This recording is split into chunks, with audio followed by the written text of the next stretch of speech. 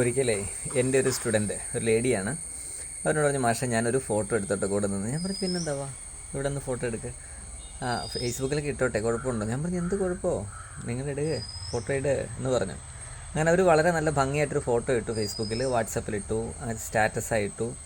നമ്മൾ ഒത്തിരി സന്തോഷിച്ചു. കാരണം ഒരുപാട് പേരങ്ങനെ ഫോട്ടോ എടുക്കാറുണ്ടല്ലോ. അപ്പോൾ അവർക്ക് അങ്ങനെ തോന്നി, ഒരു നല്ല കാര്യമെന്ന് കരുതി.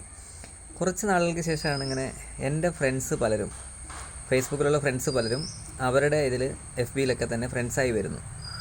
കുറച്ച് കഴിഞ്ഞ് ഞാൻ രസത്തിന് ഒരു 2 മാസം കഴിഞ്ഞ് നോക്കിയപ്പോൾ എൻ്റെ ഇട്ട ആ ഫോട്ടോ ഇല്ല.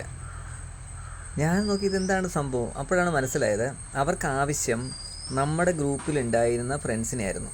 അവർ ചില കോഴ്സുകളൊക്കെ പഠിപ്പിക്കുന്നുണ്ടായിരുന്നു. അതിനുവേണ്ടി എളുപ്പമുള്ളൊരു മാർഗ്ഗമല്ലേ ഒറ്റയടിക്ക് 10,000 പേര് അവരുടെ ഇതിലേക്ക് വരുന്നത്. സ്നേഹത്തിൻ്റെ ഓരോ ഭാവപ്രകടനങ്ങൾ ഇതിലേക്കൊക്കെ വരുന്നത് നമുക്ക് പറയാൻ പറ്റില്ല.